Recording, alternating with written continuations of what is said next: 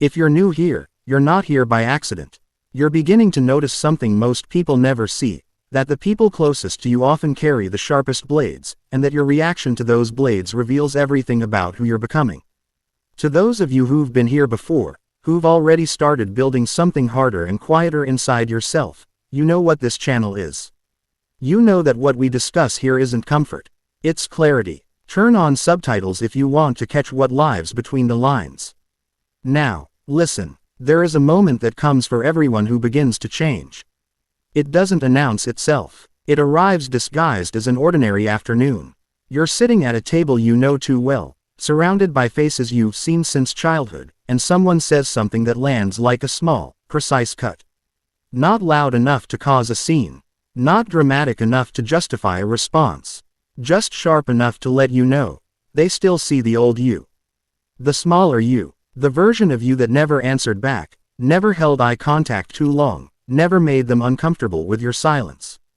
And in that moment, something ancient wakes up inside you, not anger, though anger is there too, but something older. Recognition. The recognition that this person, this relative who shares your blood and your history, has just handed you something far more valuable than respect. They've handed you a test you didn't ask for, and you are about to discover whether your philosophy is real or merely decorative. You think you want their respect. That's the first lie you tell yourself. What you actually want is comfort. You want the fantasy that people who watched you grow up will somehow applaud the person you're becoming. You want the warmth of familiar faces reflecting your transformation back to you with admiration and understanding. But transformation doesn't work that way. The people who knew you when you were small, when you were soft, when you were easily influenced, they are the least equipped to see your new edges. Your discipline threatens their complacency. Your emotional control exposes their volatility. Your silence makes their noise feel embarrassing. And so they push, often without knowing why, often with a smile that doesn't reach their eyes, often with a comment wrapped in the clothing of concern or humor. You've changed. Don't take yourself so seriously. Remember who you really are. Each phrase is a small attempt to pull you back into a shape they recognize, a shape that no longer fits, a shape that would suffocate you if you allowed it. But here's what no one tells you, what you won't find in the soft self-help content that floods your feed. Disrespect from relatives is not an obstacle to your growth. It is the very material of it. The Stoics understood something that modern psychology is only now catching up to. That our most profound training doesn't come from peaceful meditation retreats or carefully curated morning routines. It comes from the abrasive friction of human relationships we cannot escape. Marcus Aurelius wrote his meditations while leading armies and managing a family that included a son who would become one of Rome's most notorious emperors. Seneca endured exile, political betrayal, and a death sentence delivered by his own student. Epictetus spent his early years as a slave. These men didn't develop fortitude in spite of difficult people. They developed it because of them. And yet you sit there, at that familiar table, feeling the old pull to react, to defend, to explain yourself, to seek the approval that will never come on terms you can accept without shrinking. The identity break happens slowly, then all at once. You realize that the person disrespecting you isn't actually seeing you at all. They're seeing their own anxiety projected onto your changing form. Your cousin who mocks your new discipline with jokes about being too serious isn't criticizing you, he's defending himself against the mirror you're becoming. Your aunt who questions your choices with that particular tone of concerned skepticism isn't protecting you from failure, she's protecting herself from the possibility that her own unexamined life could have been different. Your parent who still speaks to you like you're 14, who still uses the old nicknames and the old assumptions, isn't being cruel intentionally. They're being human, which is often the same thing. They're clinging to a narrative where they understand their place, and your evolution destabilizes that narrative. The disrespect isn't about you. It never was. But your reaction to it, that's entirely yours. That's where the teaching lives. You need to understand something about the architecture of human attention. We are wired to respond to social threat with either submission or aggression. Both are traps. Submission returns you to the old shape, the familiar role, the comfortable dynamic where you trade authenticity for temporary peace. Aggression makes you the villain in their story, confirms their suspicion that you've become different, in a threatening way, and costs you the very emotional control you've been working to build. The Stoic path is the third option, the invisible option, the one that requires you to hold discomfort without discharging it. When your relative makes that comment, when they test your boundary with a joke that isn't a joke, when they dismiss your new standards with the ease of long familiarity, you are being offered a choice that feels like no choice at all. You can react automatically, following the script written years ago. Or you can pause, and in that pause, you build the fortress. This pause is not weakness. It is not passive acceptance of poor treatment. It is the most active, demanding response available to you. It requires you to hold two contradictory truths simultaneously. This person is family, bound to you by history and blood and shared memory, and this person is currently behaving in a way that does not deserve your emotional investment. Both true, both held without resolution. The tension between them is where you grow. Most people collapse this tension immediately. They either cut people off entirely, performing a kind of emotional amputation that feels like strength but often leaves phantom pain for years, or they capitulate, performing a kind of psychological suicide that feels like peace but creates a slow resentment that poisons every interaction. The Stoic maintains the tension. The Stoic uses it as resistance training for the soul. Consider what happens inside you when that comment lands. There's the initial sting, the automatic interpretation that this person should know better, should see your efforts, should respect your journey. That interpretation is a story you're telling yourself, and like most stories we tell about what others owe us, it's partially true and partially a trap. Beneath it lies something more honest. A fear that they're right, that your transformation is fragile, that you're pretending to be someone you're not, that you'll eventually fail and return to the old shape with your tail between your legs. This fear is the real battlefield. The disrespectful relative isn't fighting you. They're revealing where you haven't yet made peace with yourself. Every sharp comment finds its target only where you remain uncertain. Where you are solid, the comment becomes interesting data about them, not dangerous information about you. You are not being tested on whether you can win the argument. You're being tested on whether you can maintain your center while someone actively tries to disturb it. This is why the family context is so uniquely valuable for Stoic practice. You cannot easily leave. You cannot easily reframe the relationship as unimportant. The stakes are real, the history is thick, the emotions are layered with decades of pattern. If you can learn to hold your sovereignty here, in the dining room where you ate as a child, surrounded by people who remember your failures with perfect clarity, you can hold it anywhere. The boardroom becomes easier. The romantic relationship becomes clearer. The stranger's insult becomes almost amusing. But here, now, at this table, with these specific voices and these specific eyes, you are doing the hardest version of the work.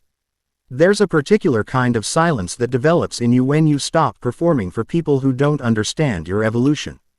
It's not the silence of suppression, where you're biting your tongue and counting to 10 and secretly imagining what you'd really like to say.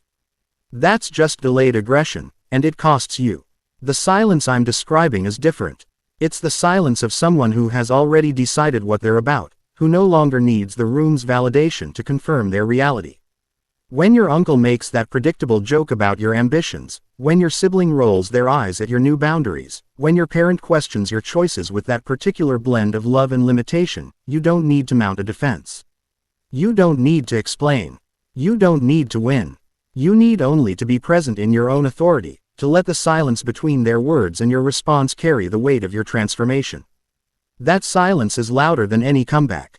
It is the sound of someone who has already left the old game, who is no longer playing by rules that require mutual destruction.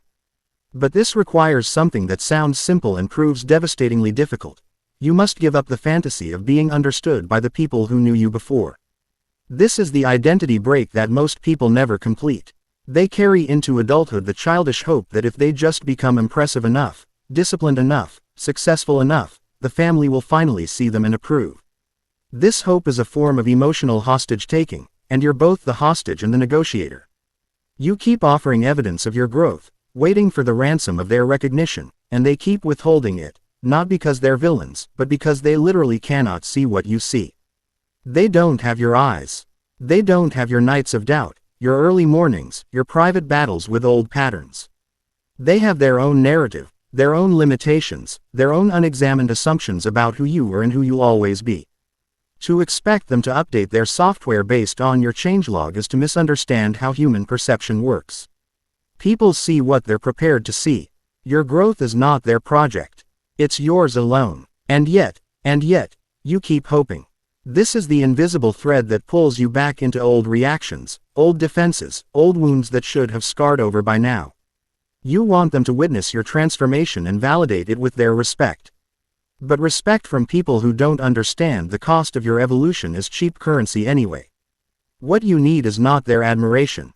What you need is your own consistency. You need to become the kind of person who doesn't flinch when the old dynamics activate, who doesn't reach for the old weapons of sarcasm or withdrawal or passive-aggressive punishment, who can sit in the discomfort of being misunderstood without making that misunderstanding into a crisis. This is the Stoic training that no book can fully teach you. It must be lived, in real time, with real people who can really hurt you, while you choose, again and again, not to become small in response. If what I'm describing resonates, if you recognize yourself in this tension between who you're becoming and who they still see, then you're already in the middle of this training whether you named it or not. The question isn't whether you'll face these moments. You already have. The question is whether you'll use them as the raw material for genuine fortitude, or whether you'll keep repeating the old cycle of hope and disappointment, reaction and regret. If this is landing, if you're feeling that strange mix of recognition and discomfort that means truth is being spoken, then mark this moment. Press the like button not as a casual gesture, but as a signal to yourself that you're done pretending this is easy. Share this with someone who needs to hear that their family friction isn't failure, it's curriculum. Comment below with the phrase, "I am the fortress," if you're ready to stop seeking validation from people who can't see your new architecture. Subscribe if you're building something that requires regular reminders of what actually matters. This isn't content, it's a compass, and you're holding it now. The transformation doesn't announce itself with fanfare. It happens in the small moments that no one else notices. It's the choice to respond to provocation with curiosity instead of defense. It's the decision to let a cutting remark pass through you instead of lodging in your chest. It's the practice of maintaining your standards without requiring others to applaud them. Each of these choices, made in the quiet chaos of family gatherings, builds something permanent in you. You become less porous, less easily defined by others' perceptions, more solid in your own assessment of who you are and what you're doing. The disrespectful relative, viewed through this lens, becomes not an enemy but an unwitting accomplice in your development.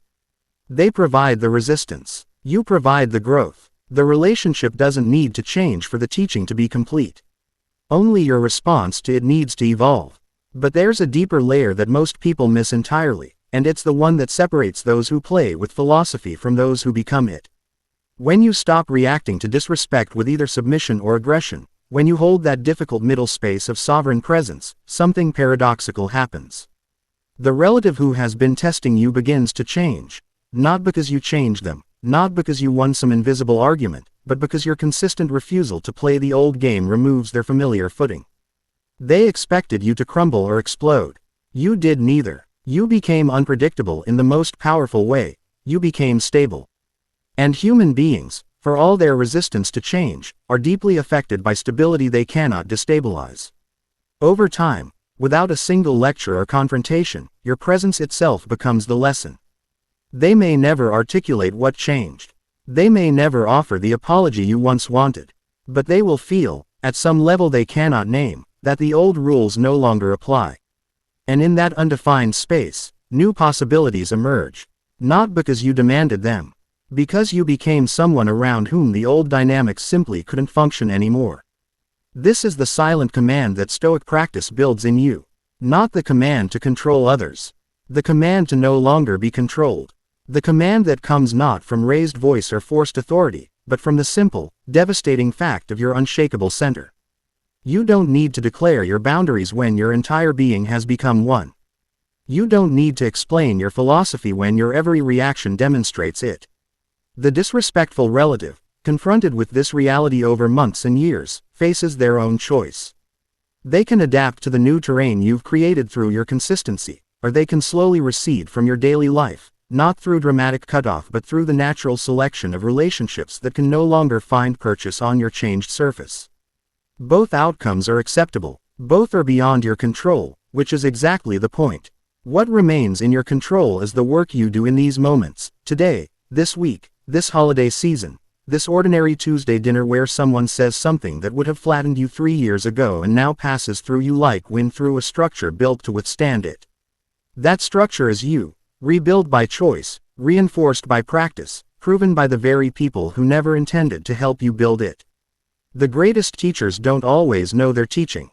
The greatest lessons don't always look like education.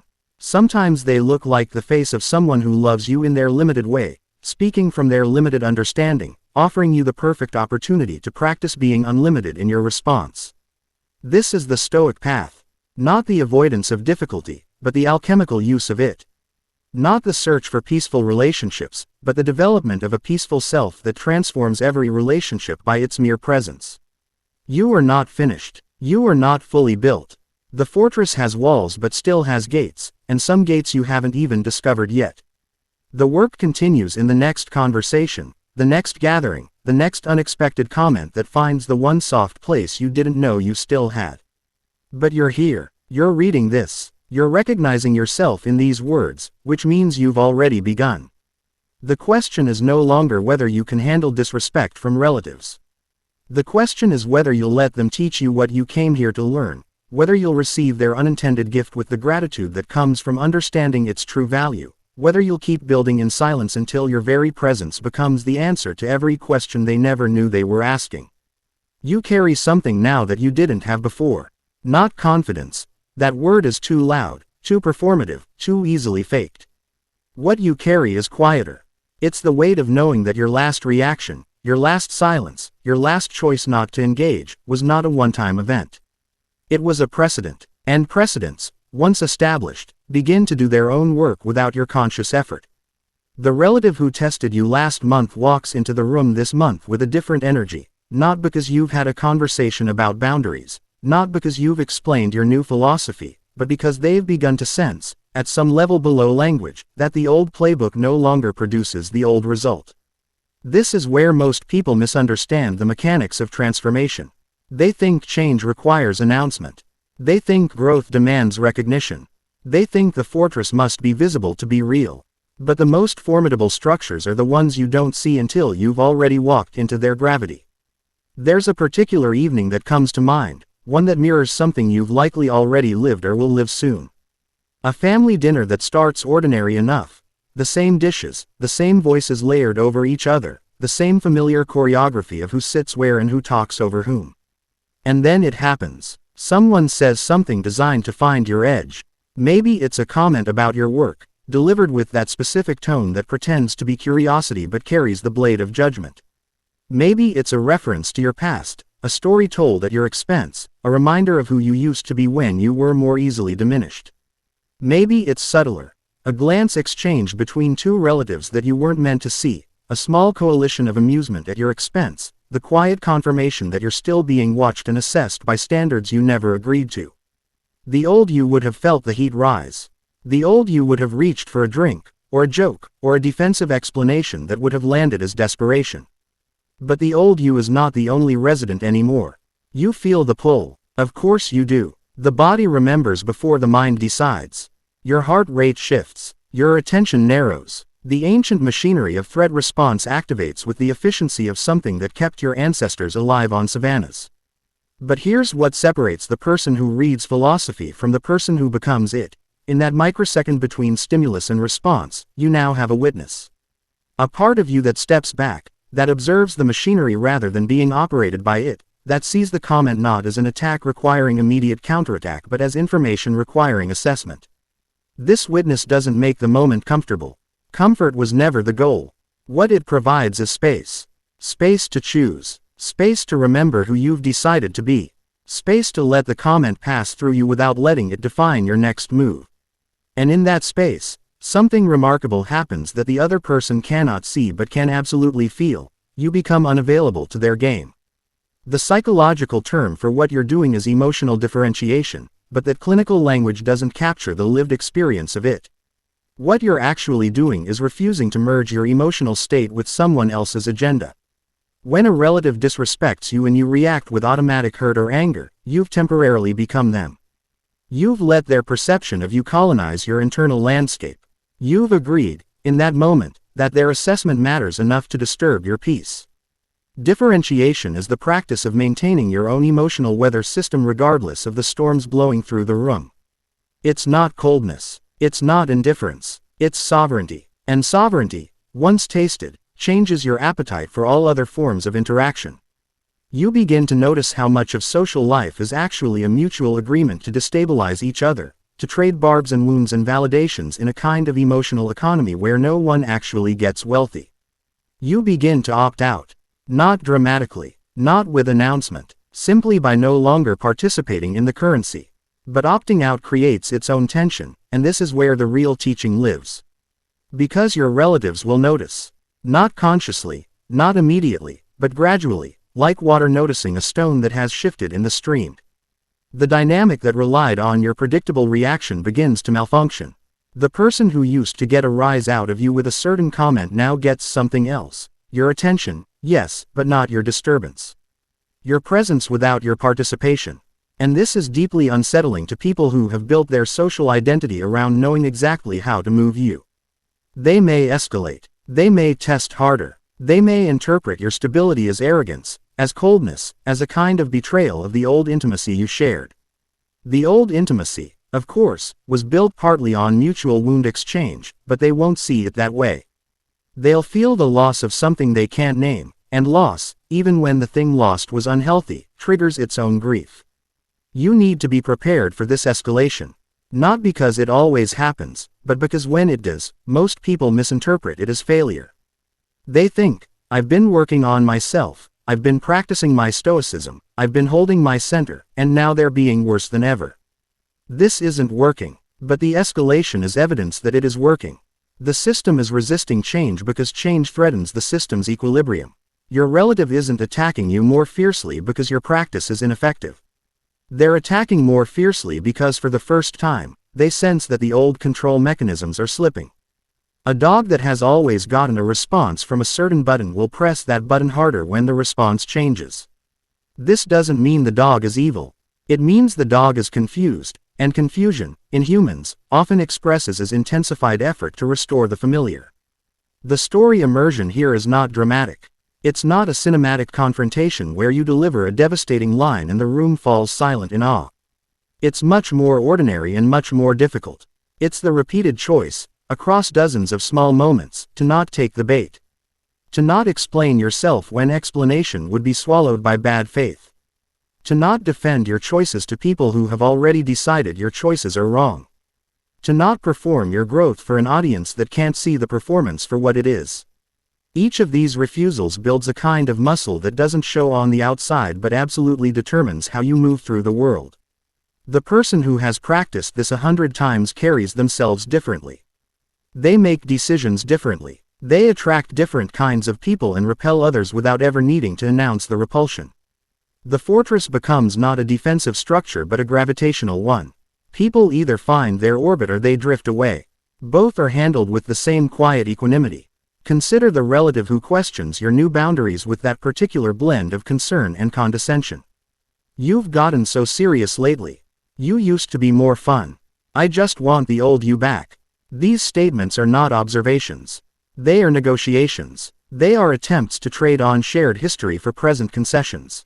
The old you, they imply, was more accessible, more malleable, more willing to absorb discomfort so that others didn't have to feel their own. The old you was, in other words, more useful to their unexamined needs. And they're not wrong. The old you probably was. But the old you also paid a price that the new you has decided is too high. The price of your own diminishment. The price of your own fragmentation. The price of holding a self together that was actually a compromise between who you were and who various people needed you to be. That price is no longer acceptable currency. And so you don't argue with their characterization. You don't defend the new you against the old you. You simply let the statement exist in the air, unanswered, until it becomes clear that the negotiation has no second party. You're no longer trading in that market. This creates a particular kind of loneliness that the Stoic literature doesn't romanticize enough. The path of differentiation is, by definition, a path of separation. Not cruel separation, not dramatic cutoff, but the slow, inevitable drift that happens when one person in a system stops playing by the system's rules. You will sit at tables where you feel for moments, like a stranger in your own history. You will laugh at jokes that don't quite reach you anymore, not because you've become humorless, but because you've become more selective about what you actually find funny, and the old humor was often just shared anxiety wearing a smile. You will watch dynamics play out that you used to participate in, and the watching will feel both clearer and more distant, like observing a play you've memorized but no longer believe in. This loneliness is not a sign that you're doing something wrong. It's the natural byproduct of outgrowing a container that once fit. The container doesn't need to be destroyed, but it can no longer define your shape. And yet, the connection that remains after this differentiation is of a completely different quality than what existed before. It's not based on mutual performance. It's not maintained by the exchange of old wounds and shared complaints. It exists in the space where two people can be genuinely separate and genuinely related simultaneously. This is the paradox that disrespectful relatives, through their very difficulty, push you toward discovering. You cannot find this quality of connection through ease. You find it through the fire of maintaining your center while someone actively tries to disturb it, through the repeated choice to love without merging, to relate without surrendering your sovereignty. The relative who disrespects you is, in this sense, offering you the most advanced curriculum available in human relationship. They are forcing you to discover whether your philosophy can survive contact with the people who know exactly where your buttons are because they helped install them. The philosophical reveal here is not that you should forgive everything and love everyone unconditionally in some vague spiritual sense. The reveal is much sharper, much more demanding. You should use every interaction as an opportunity to test the reality of your stated values. If you claim to value emotional control, the disrespectful relative is your laboratory. If you claim to value non-reactivity, they are your exam. If you claim to have moved beyond needing external validation, they are the proof. Not because they will validate you, they won't.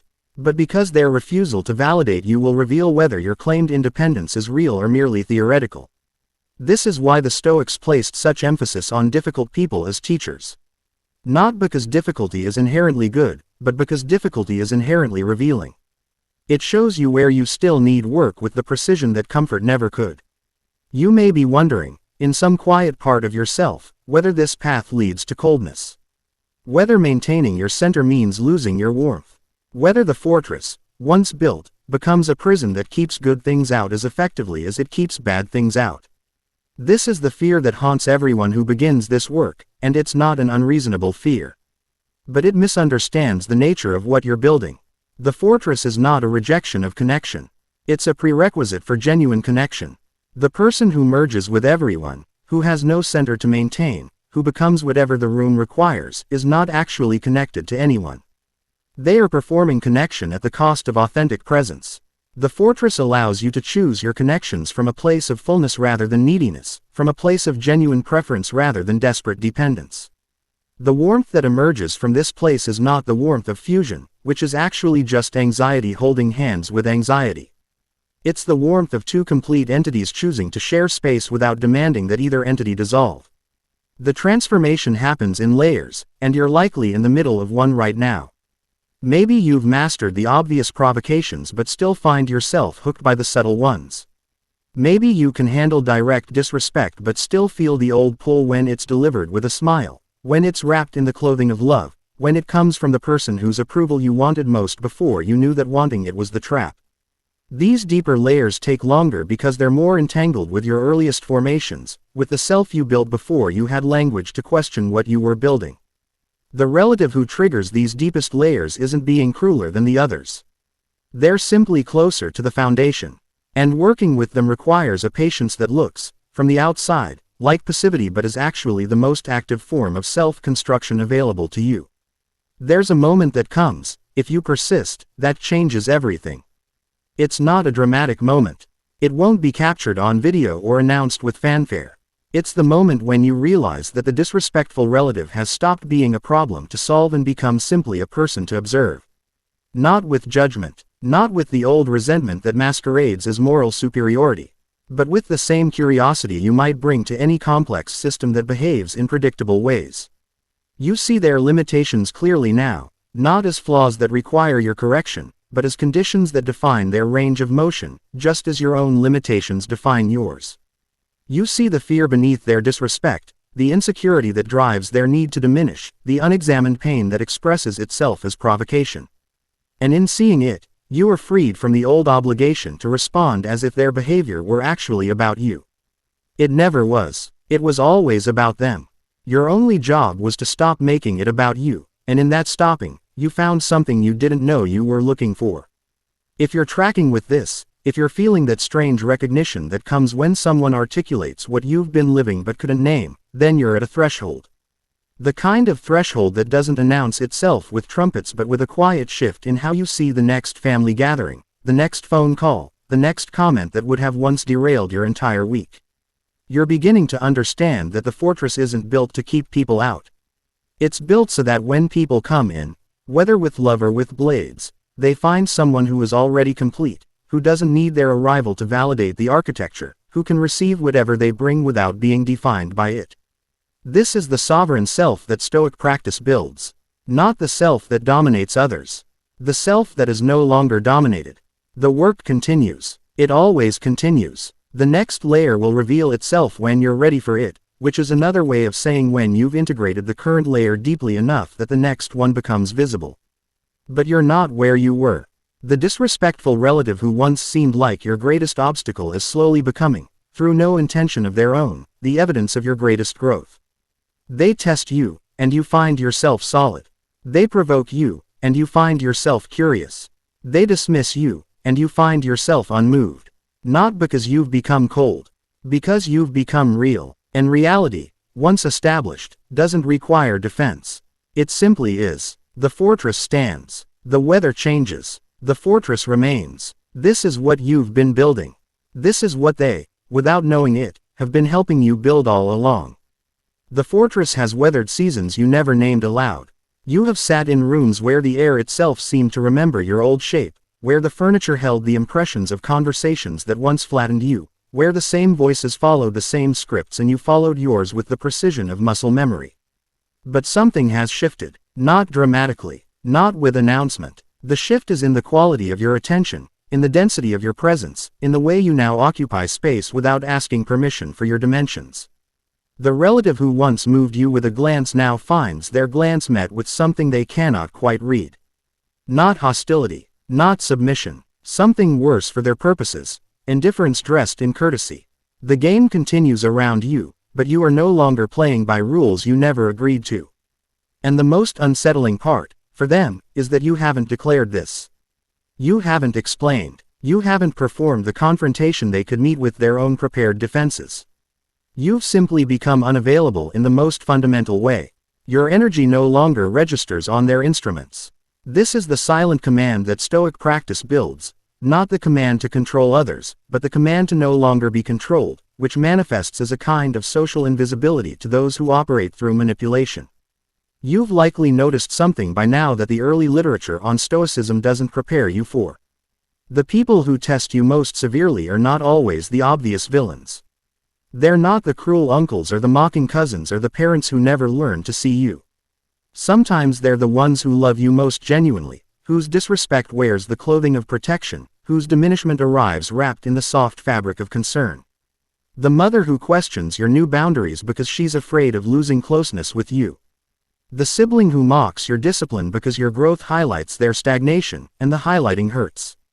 The grandparent whose helpful advice is actually a desperate attempt to remain relevant in a world that's moving faster than their capacity to understand it. These are the harder teachers because their blades are duller, their cuts less clean, their intentions mixed with enough genuine care that your defenses feel like betrayal. You want to honor their love while refusing their limitations. You want to maintain connection while rejecting fusion. This is the most advanced work because it requires you to hold contradiction without collapsing it, to love someone while seeing them clearly, to remain open while staying sovereign. The psychological mechanism at play here is what attachment theorists call enmeshment, though the Stoics would have recognized it immediately as the failure to maintain proper boundaries between what is ours and what belongs to others. Enmeshment feels like love because it mimics intimacy. It creates the illusion of closeness through the elimination of differentiation. When your relative says, "I just want what's best for you," what they often mean is, "I want you to want what I want, because your difference from me threatens my sense of how the world should be ordered." This isn't conscious cruelty. It's the natural expression of people who have never developed the capacity to tolerate genuine otherness. Your growth, your discipline, your evolving standards, these are forms of otherness that enmeshed systems cannot absorb without transformation. And transformation, for the people who built their identities within the old system, feels like death. So they push back, not because they want you to fail, because they want the system to survive, and your evolution is read, correctly, as a threat to that survival.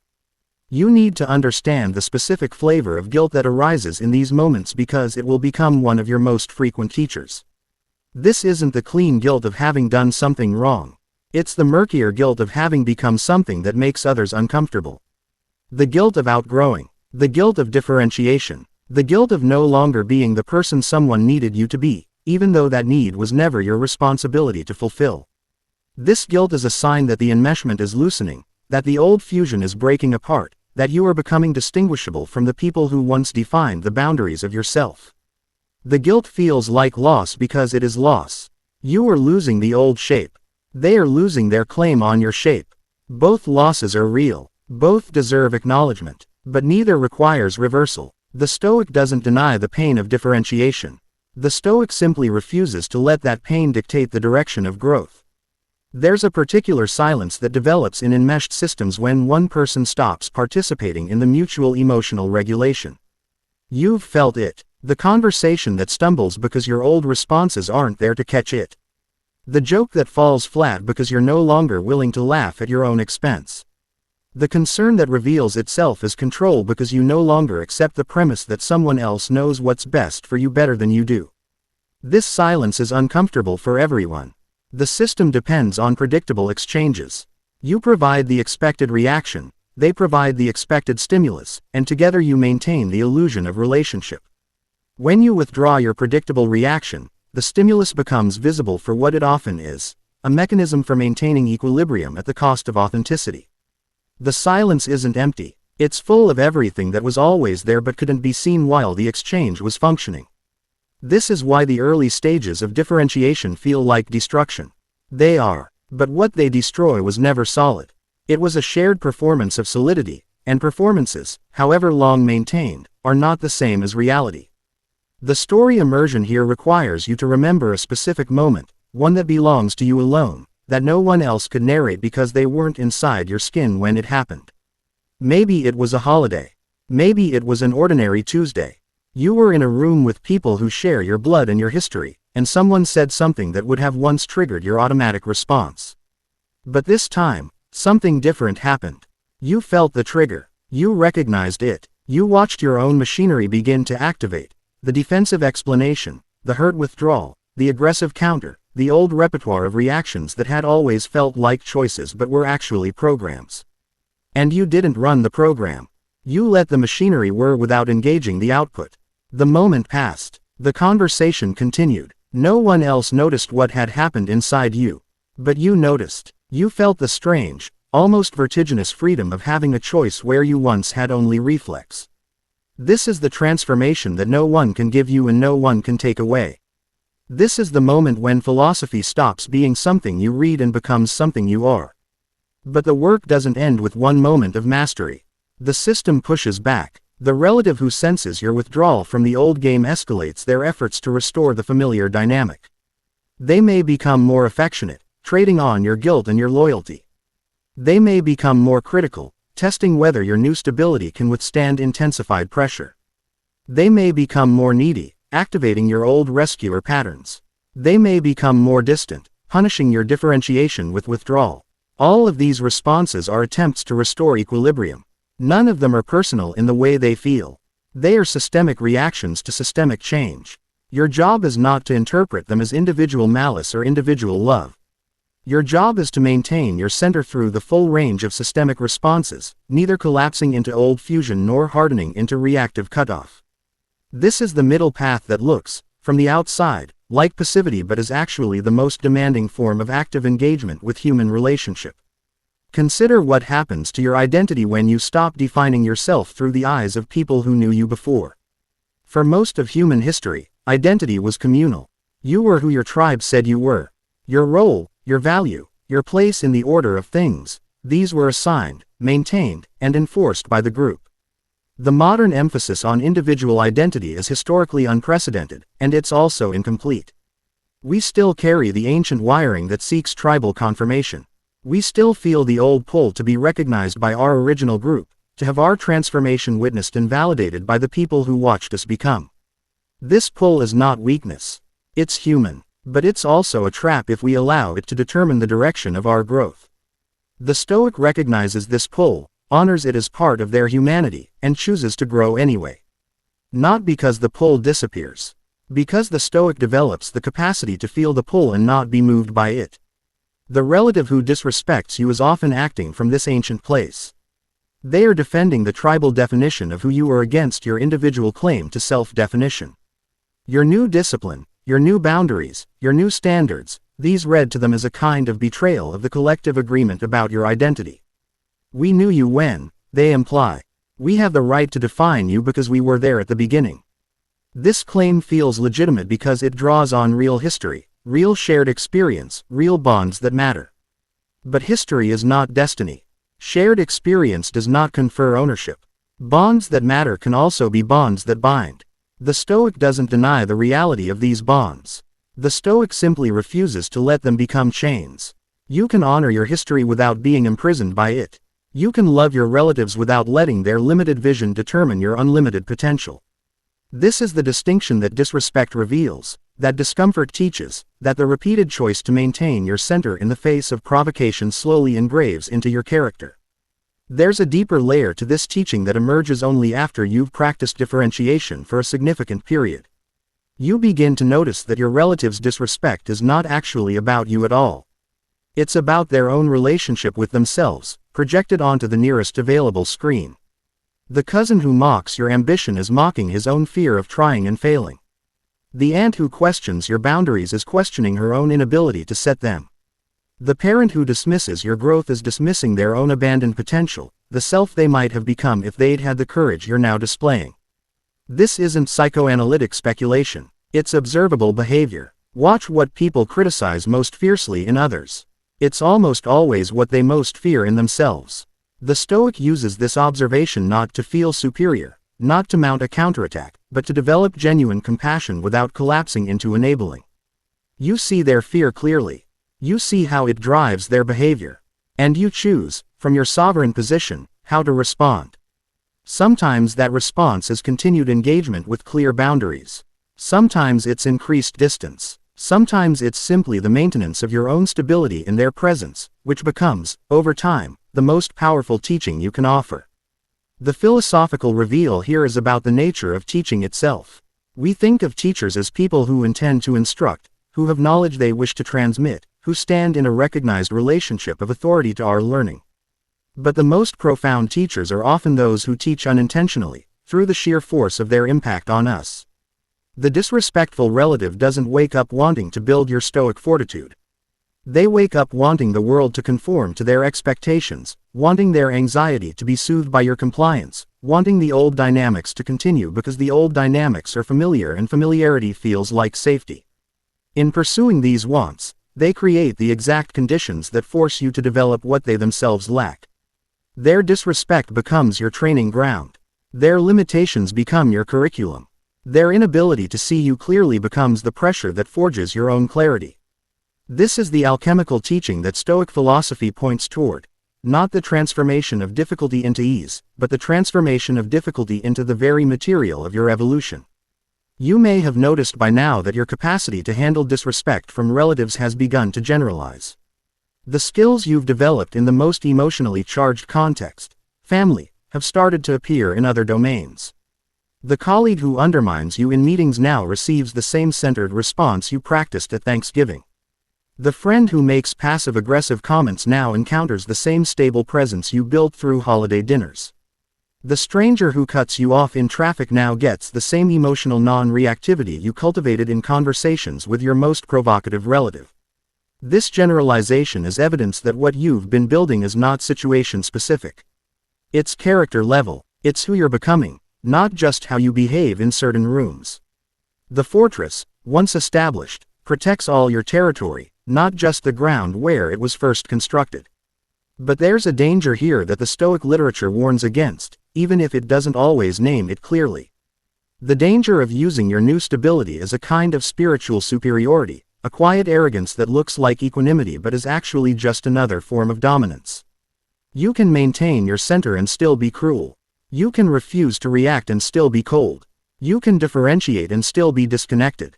The fortress can become a prison if you forget that its purpose is not to keep you safe from all emotional engagement, but to allow you to engage more fully from a place of strength.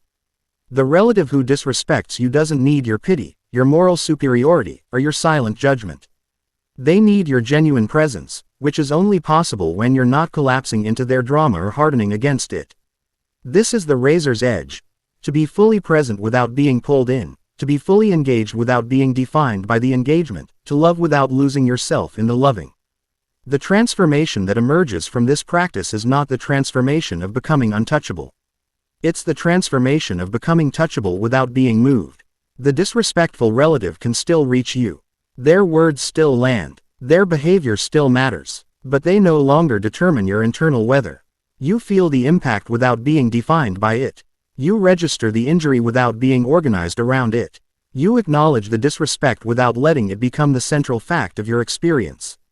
This is the freedom that Stoic practice promises, not the absence of difficulty, but the development of a self that difficulty cannot destroy. The fortress stands not because attacks never come, but because it has learned to absorb them, to distribute their force across its entire structure, to remain standing through storms that would have flattened the old construction.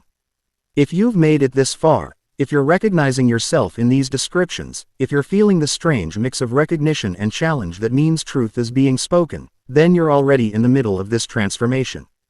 You don't need to be told what to do next. You know what to do next. The next family gathering, the next phone call, the next comment that finds your edge and tests your center. You're not looking for easy anymore. You're looking for real, and real, in human relationships, is always more demanding than easy, but it's also the only ground where genuine connection can grow. The relative who disrespects you is offering you this ground, over and over, until you learn to stand on it without trembling.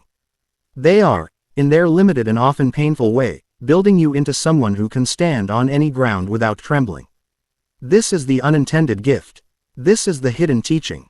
This is what you've been working toward, even when you thought you were just surviving another difficult conversation. The work continues. The next layer waits, but you're not where you started. The fortress has walls now, and gates, and a center that holds. The weather changes. The storms come. The fortress remains, and the person inside it, sovereign, differentiated, compassionately engaged, is someone the old you would barely recognize but would deeply respect. This is what you've built. This is what they, without knowing it, helped you build. The disrespect was never the point. Your response to it was always the point. And your response, practiced and refined across countless small moments, has become something that no one can take from you. It is yours. It is real. It is enough. The fortress no longer feels like something you built. It feels like something you uncovered, something that was always beneath the construction of old reactions and borrowed identities, waiting for the excavation that only repeated difficulty could provide. You have been tested enough now that the testing itself has changed its quality in your perception. What once registered as threat now registers as weather. What once demanded response now simply exists, like wind against stone, like rain against glass, like the accumulated pressure of years against a structure that has learned not to resist but to endure. The relative who once moved you with a word now speaks into a different acoustics. Their voice carries, but it doesn't penetrate. It reaches you, but it doesn't rearrange you. This is not because you have become hard. It is because you have become dense, concentrated, reduced to your essential mass through the slow compression of choosing, again and again, what you will allow to define you. You have likely noticed by now that your relationship with time has shifted. The old urgency to respond, to defend, to correct, to be understood in the immediate moment, that urgency has dissipated like fever breaking. You can sit with misunderstanding now. You can let a false narrative exist in the room without rushing to dismantle it. You can watch someone describe a version of you that hasn't been accurate for years and feel, beneath the old pull to correct them, a deeper current of something else. Interest, perhaps, or compassion for their limited vision. or simply the recognition that their outdated map of you says more about their navigational limits than about the territory you've become. This patience with time is one of the most subtle and most powerful fruits of Stoic practice. The world rushes to react. You have learned to wait. Not passively, not helplessly, but with the active patience of someone who knows that truth doesn't require their defense to be true, that their reality doesn't need someone else's recognition to be real, that the most devastating responses are often the ones that arrive not in the heat of the moment but in the accumulated weight of consistent being. There is a particular kind of conversation that happens now, if you've done this work deeply, that would have been impossible in your earlier form. It happens when a relative who has been testing you for years finally, without knowing why, drops the old script. Maybe it's a moment of vulnerability that surprises both of you. Maybe it's a question asked without its usual barbed edge. Maybe it's simply a pause in the old dynamic where something new might grow. These moments are fragile. They are easily crushed by the wrong response, by eagerness, by the old habit of meeting openness with defense because defense has been your reliable companion for so long. The Stoic meets these moments with the same centeredness that met the provocations. Not because the Stoic is cold, but because the Stoic has learned that genuine connection requires stability, that real intimacy can only happen between two people who are not trying to merge into one, that the most loving response to someone's vulnerability is the maintenance of your own grounded presence. You don't collapse toward them in relief that the old game is finally over. You don't harden against them in suspicion that this is just another test in disguise. You simply remain present, available, sovereign, and in that remaining, you offer them something they may never have received from you before, the experience of being related to by someone who is completely, undramatically, themselves. The transformation has reached a stage where you no longer need the relative to change for your piece to be complete. This is the liberation that the early stages of this work only hint at. In the beginning, you practiced your Stoicism with the secret hope that your practice would eventually transform the other person, that your non-reactivity would finally teach them to respect you, that your stability would eventually win them over. This hope was not wrong. It was simply a stage. But the mature practice has moved beyond it. You no longer require their transformation. You no longer need their respect, their understanding, their validation, or even their recognition of who you've become. These would be pleasant. You may still, in some human corner of yourself, desire them. But your peace no longer depends on their arrival. You have become, in the most literal sense, self-sufficient. Not self-sufficient in the cold isolation of needing no one, but self-sufficient in the warm independence of relating to others from fullness rather than emptiness, from choice rather than desperation, from genuine preference rather than anxious need. This changes everything about how you move through family spaces. You no longer arrive braced for impact. You no longer rehearse your boundaries like lines in a play. You no longer perform your growth for an audience that can't see the performance. You simply show up, fully present, fully yourself, fully available to whatever the gathering offers without requiring it to be anything other than what it is. The relative who disrespects you is no longer your adversary or your teacher or your test. They are simply a person, limited by their own history, acting from their own patterns, offering you the same choice they've always offered, to become small in response to their smallness, or to maintain your size regardless of their capacity to see it. The choice has become automatic not through suppression but through integration. You don't think about it anymore. You don't struggle with it. You simply live from the center you've established, and the living becomes its own effortless discipline. The philosophical reveal at this stage is about the nature of power itself. We are taught that power is the ability to move others, to influence outcomes, to bend the world to our will. But the Stoic discovers a different power, one that looks like passivity to the untrained eye but is actually the only power that cannot be taken away. The power to remain yourself regardless of circumstance. The power to choose your response regardless of provocation. The power to maintain your internal order regardless of external chaos. This power doesn't dominate others. It doesn't need to. It simply dominates itself, which is the only domination that doesn't create victims. The relative who disrespects you cannot touch this power. No one can. It exists in a realm beyond their reach, beyond anyone's reach, because it is not located in anything external to you. It is not your position, your reputation, your relationships, or your resources. It is your character. It is who you have become through the slow, unglamorous work of choosing your response to difficulty until that choice became who you are. There is a silence that comes with this power, a silence that fills the space where the old noise used to be. The noise of justification, of explanation, of defensive narrative, of the constant low-grade anxiety that someone might misunderstand you and that misunderstanding might matter. This silence is not empty. It is full of something the noise never contained. Your actual presence, undiluted by performance, unfiltered by strategy, uncomplicated by the need to manage how you're perceived. The relative who sits across from you now encounters this silence, even if they can't name it. They feel the density of someone who is completely where they are, not mentally rehearsing the next move, not emotionally bracing for the next blow, not strategically planning how to be understood. Just present, just real, just there in a way that makes all performance feel suddenly hollow by comparison. This is the silent command that Stoic practice builds to its completion. Not the command of words or force or dominance.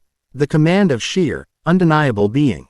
You have become, through this process, someone who can hold space for others without being consumed by their needs. This is the final integration that the disrespectful relative, through their very difficulty, has helped you achieve. You can listen to their complaints without adopting their urgency.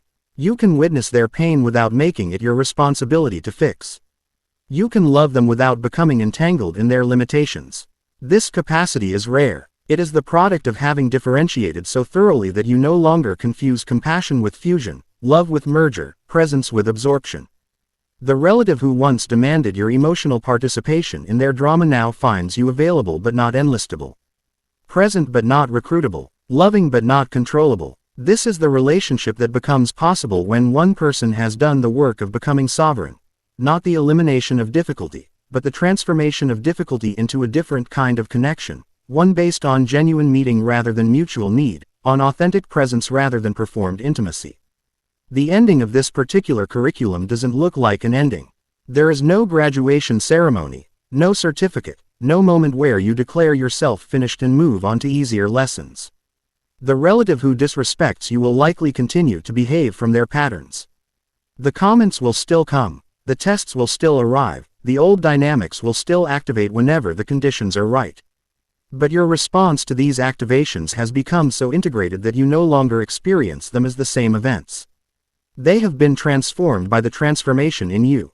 What was once an attack is now simply behavior. What was once a wound is now simply information. What was once a crisis requiring your full emotional mobilization is now simply weather. Simply the predictable expression of someone else's limitations, simply the ongoing opportunity to practice what you have become. The teaching never ends because the practice is never finished. But the nature of the practice has changed from desperate survival to effortless expression, from conscious effort to embodied being. If you have traveled with me through these segments, if you have recognized yourself in the descriptions of old pain and new possibility, if you have felt the slow shift from reactive to sovereign that this work requires, then you are not the same person who began this journey. You have been altered by the very difficulty you once wished would disappear. The disrespectful relative, viewed from this vantage, becomes not a problem to solve but a feature of the landscape, like a mountain that shapes the valley, like a river that carves the canyon, like the resistance that makes the muscle grow. They are still there. They are still difficult. They still behave from their limitations. But you are no longer there in the same way. You have moved to higher ground. You see the old territory from a perspective that makes the old struggles look small, not because they were small, but because you have become large enough to contain them without being defined by them.